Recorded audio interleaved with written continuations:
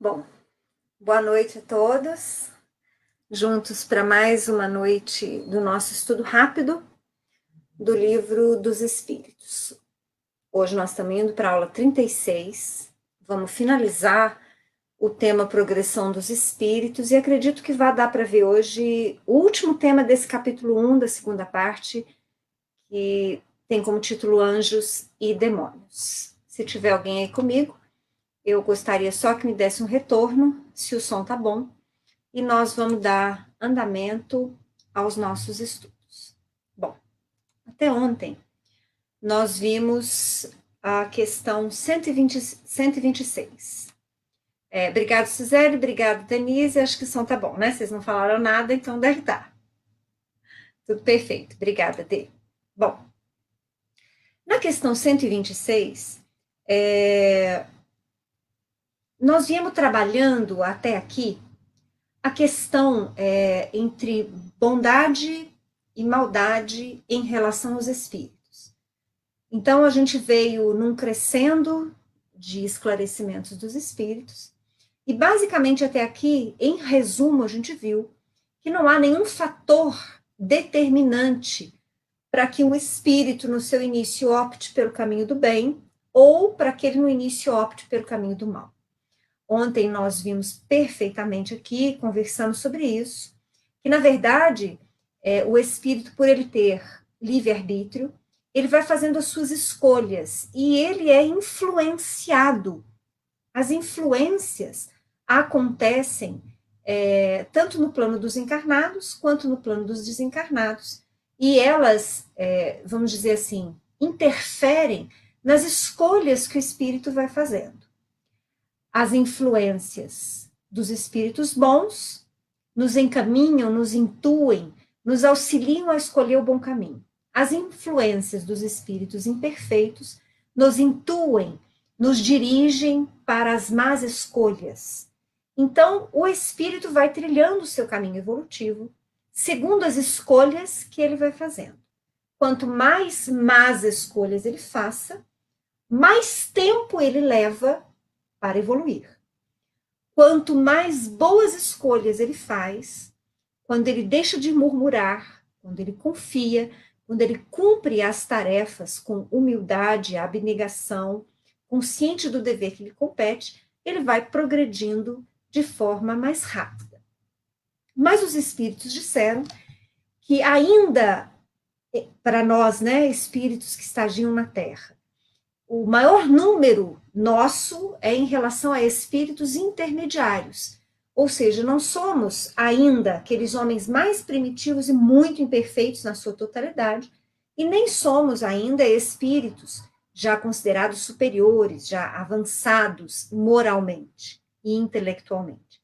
Somos espíritos medianos, que estamos nos estágios intermediários da evolução. Ainda nos sujeitamos às provas e expiações no ciclo das reencarnações. Mas mais importante ainda nos deixamos influenciar por bons espíritos e maus espíritos. Lembrando que ontem a gente viu que o espírito só deixa de ser influenciado pelas forças dos espíritos imperfeitos quando ele tem um império sobre si mesmo. Quer dizer, quando ele já atingiu um conhecimento de si, do seu dever, do seu papel na obra da criação, quando ele já se compromete interiormente com a vontade do Pai, com o respeito, a bondade, a solidariedade, a tolerância. Então, quando ele tem essa força interior, nesse exato momento, ele deixa de ser um espírito influenciável pelas forças da imperfeição. Mas vamos continuar. Então, olha lá. Deus olha de igual maneira para os que se transviaram e para os outros, e a todos ama com o mesmo coração. Então, foi a última questão que nós vimos hoje. Porque, independente de você levar mais tempo ou menos tempo no caminho evolutivo, o Pai ama igualmente a todos os seus filhos. Nós não podemos nos esquecer nunca de que Deus é absolutamente justo e bom. Sua justiça é suprema. porque ele tem a perfeição de tudo, tudo que nós possamos imaginar como sendo de virtudes. Ele é luz, ele é bondade, ele é amor, ele é compreensão, ele é misericórdia, ele é dedicação, é tudo superlativamente, ou seja, não existe nenhuma outra criatura que se equipare no grau de perfeição, de bondade, de amor e de misericórdia ao Pai. E justamente por nós sabermos que ele é soberano no amar, nós sabemos que ele ama igualmente a todas as criaturas.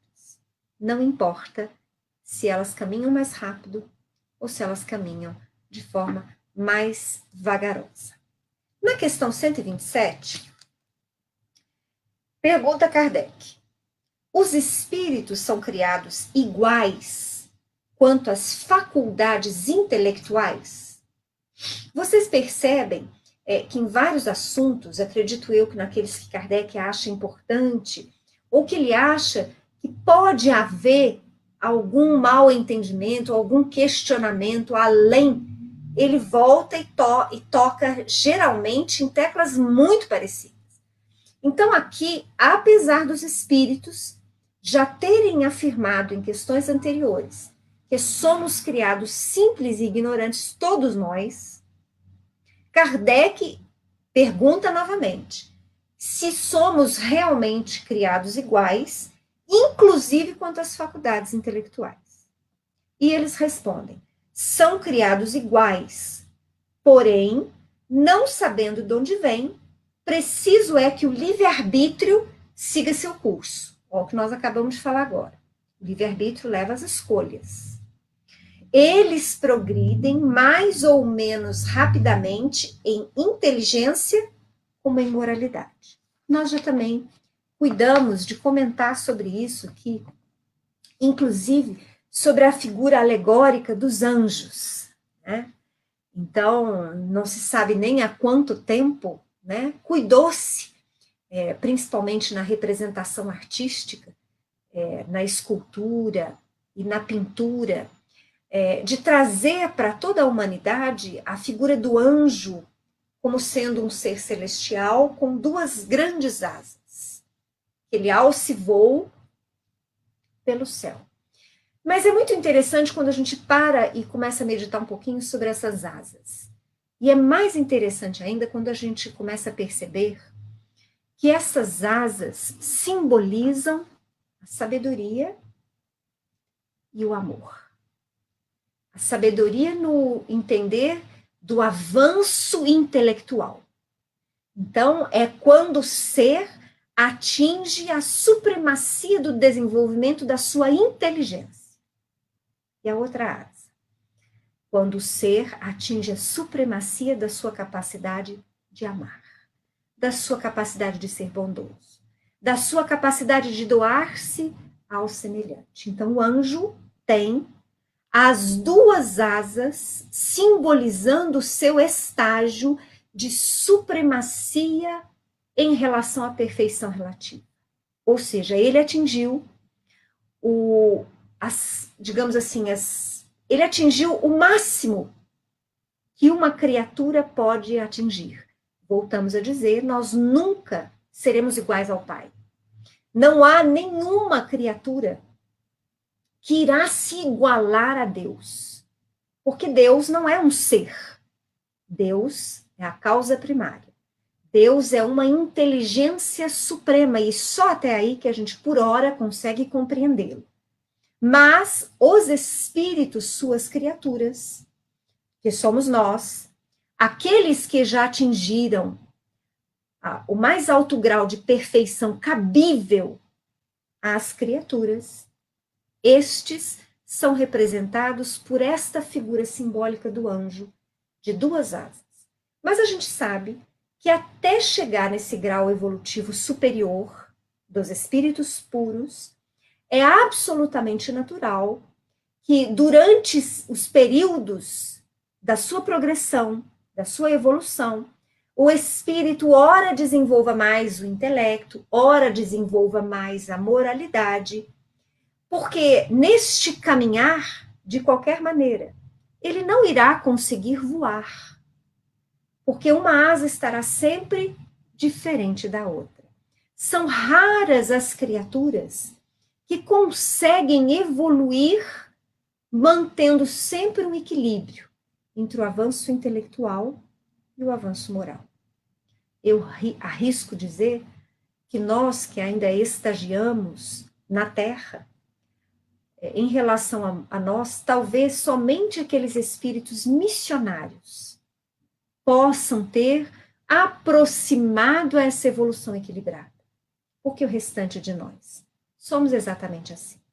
Dependendo da nossa experiência reencarnatória e dependendo das nossas experiências no plano dos desencarnados, ora a gente desenvolve mais o intelecto, ora a gente desenvolve mais a nossa moralidade, a nossa capacidade de amar. E aí Kardec, então, essa questão 127, a última desse subtítulo, Progressão dos Espíritos, Kardec ainda vai fazer um comentário muito interessante. Diz ele, os espíritos que desde o princípio seguem o caminho do bem, quer dizer, aqueles espíritos que recebendo influências de ambos os lados, eles escolhem aquelas influências que o levam para as escolhas melhores, para as escolhas da bondade, justas, nem por isso são espíritos perfeitos. Ele está falando do início.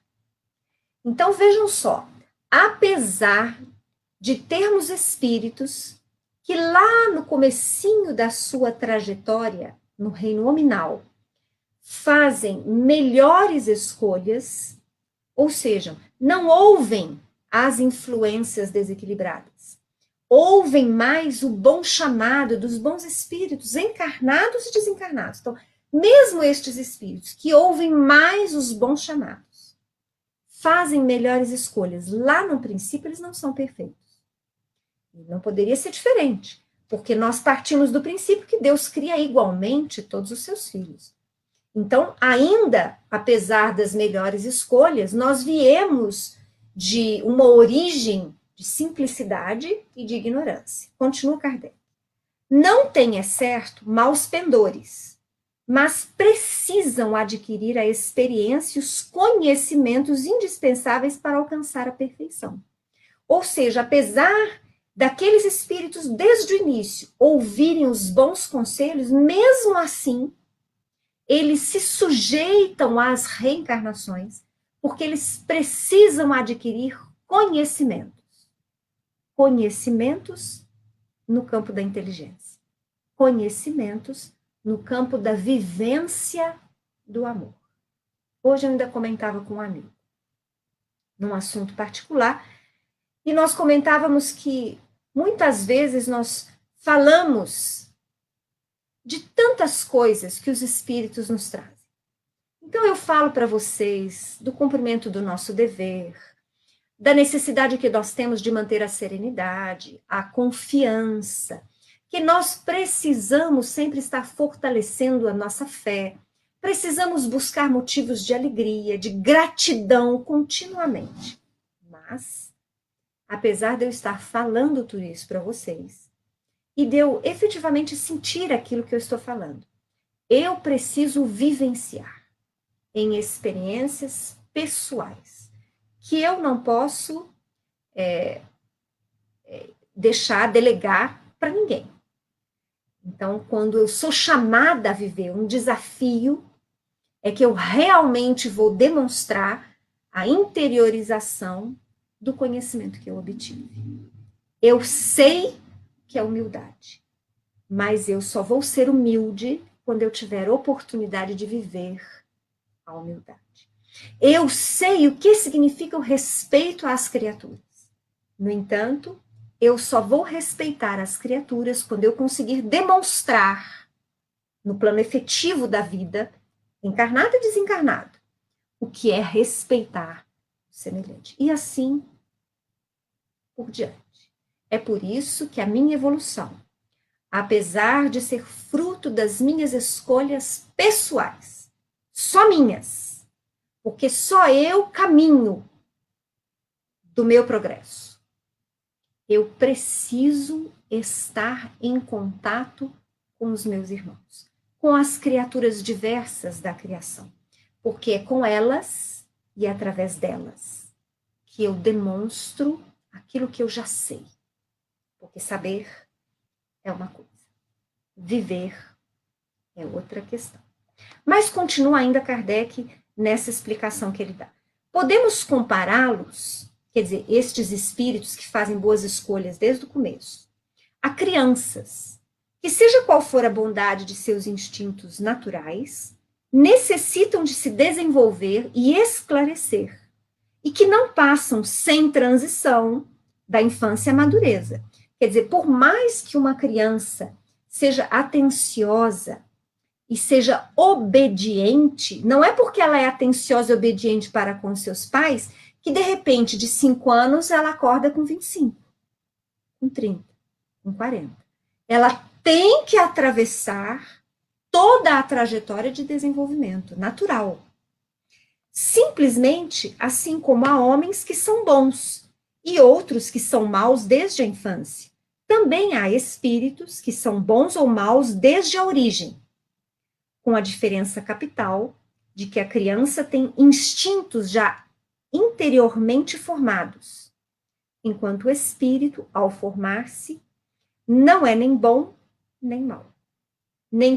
Tem todas as tendências e toma uma ou outra direção por efeito do seu livre-arbítrio. Então, Kardec usou aí uma analogia, mas ele explicou que mesmo nessa analogia que ele faz entre a criança e o espírito que faz as suas escolhas desde o início para a bondade, mesmo havendo uma similitude, analogia entre eles, há diferenças. Bom, e aí aqui a gente vai começar o novo subtítulo, que é o último desse capítulo 1, Anjos e Demônios, que vai das questões 128 à questão 131. Na questão 128, Kardec pergunta: os seres a que chamamos anjos, arcanjos, serafins, formam uma categoria especial de natureza diferente das dos outros espíritos? Não. São os espíritos puros, os que se acham no mais alto grau da escala e reúnem todas as imperfeições. Bom, primeiro, que eu às vezes costumo fazer aqui, vamos entender por que Kardec perguntou isso.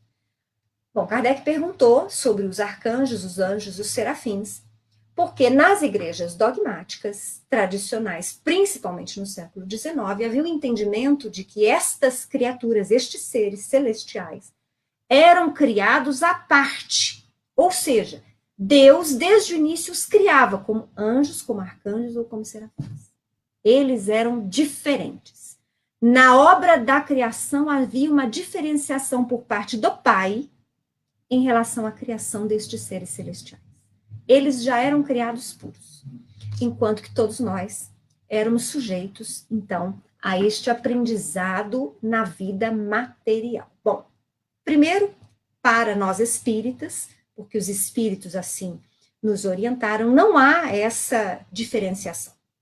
Vocês não vão ouvir os espíritos na obra da codificação falando anjos, arcanjos e serafins. Em geral, eles vão se referir a espíritos puros, que são estes que já alcançaram um grau superior em relação à sua perfeição, ou seja, a perfeição que é possível aos seres espirituais, às criaturas, os espíritos puros já atingiram.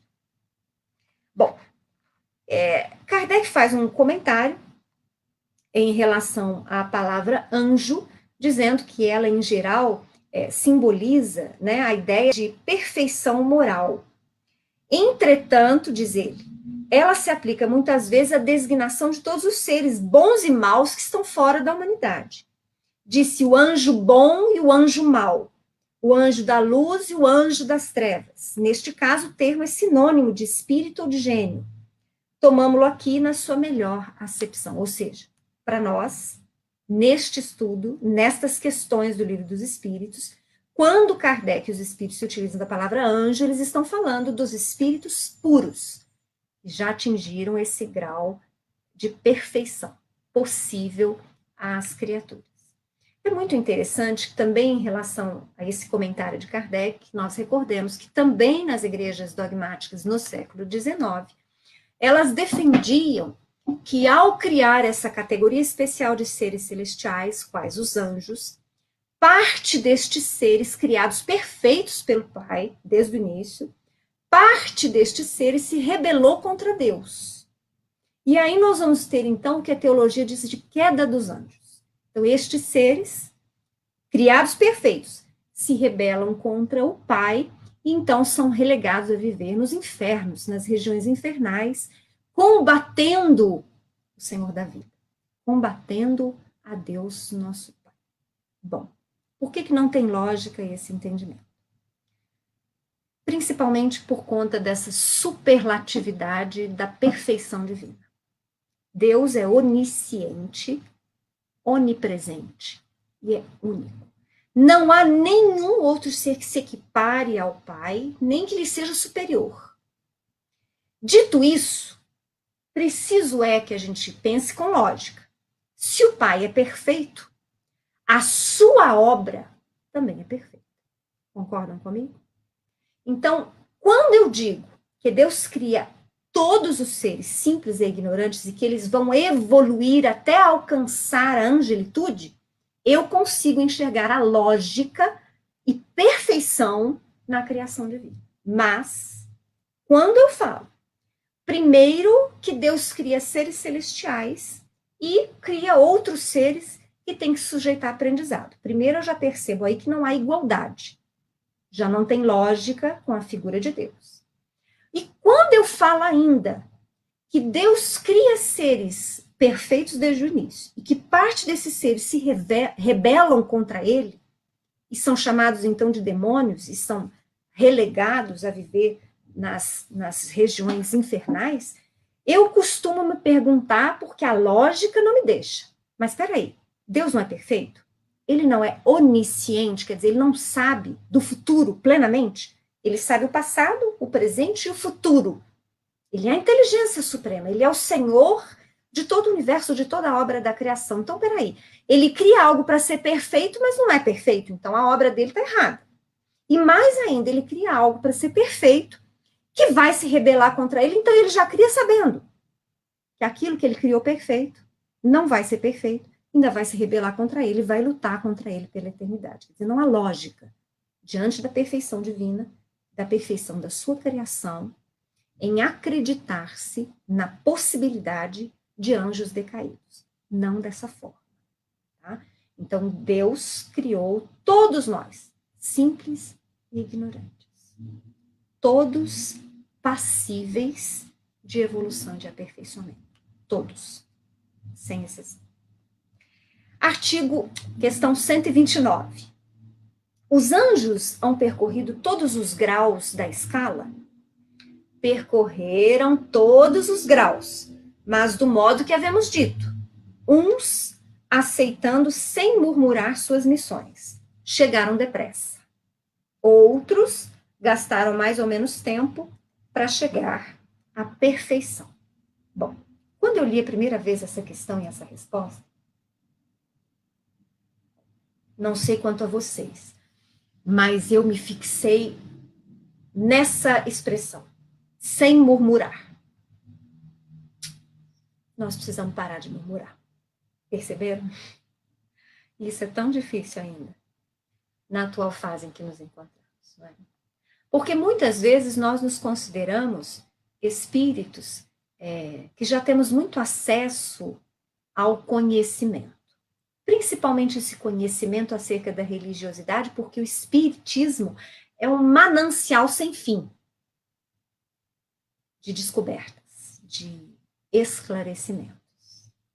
Mas, mesmo sabendo tanto, nós muitas vezes, como murmuramos, mas não vai ter outra alternativa. Enquanto murmurarmos, vamos caminhar de forma lenta. Tá aqui. Questão 129 do Livro dos Espíritos.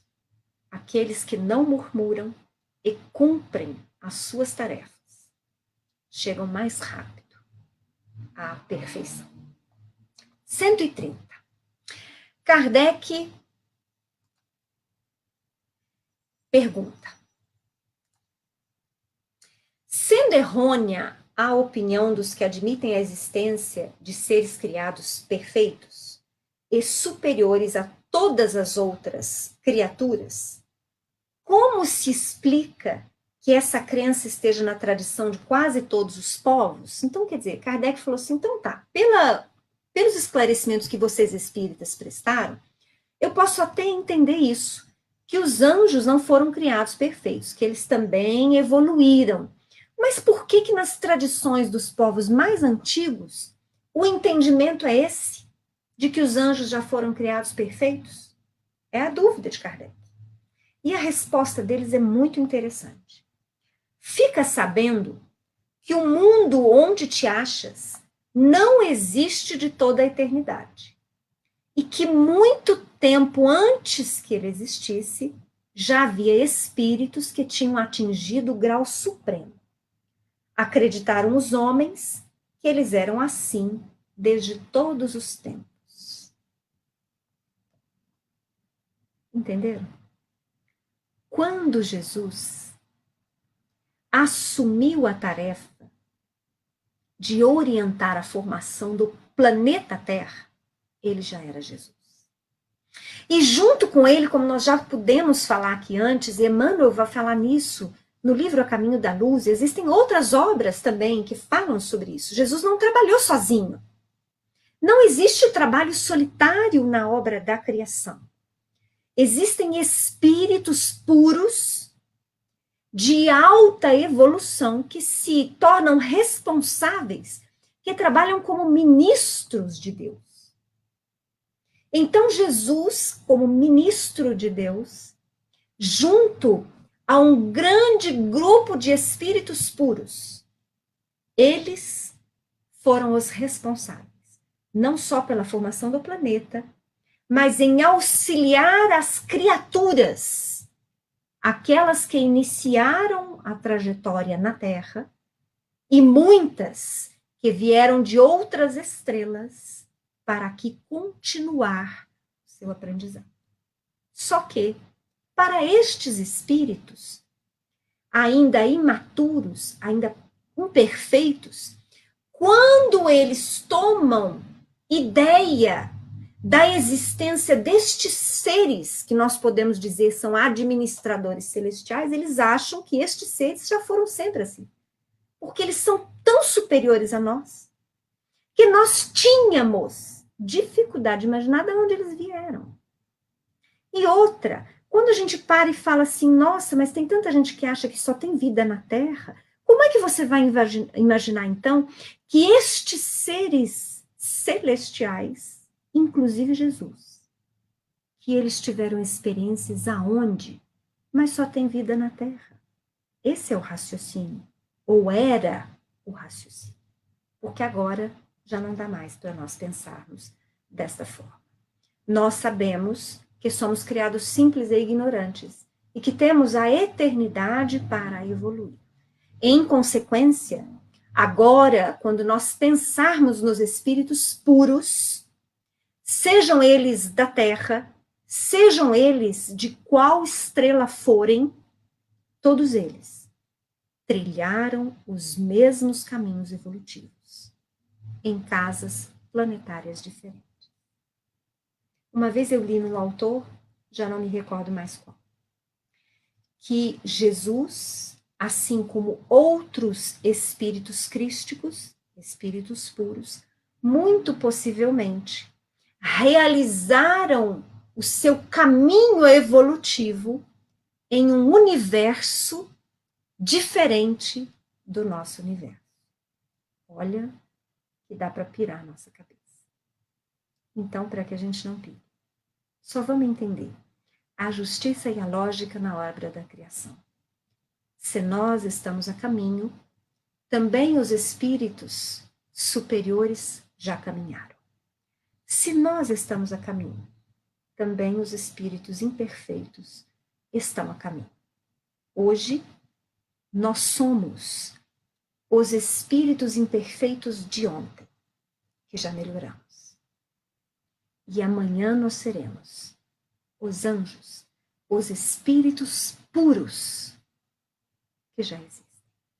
Grande abraço para vocês. A gente encerra aqui a nossa semana com a nossa 36ª aula e voltamos, se Deus quiser, na terça-feira que vem, às 7 horas da noite, para mais meia hora de estudo.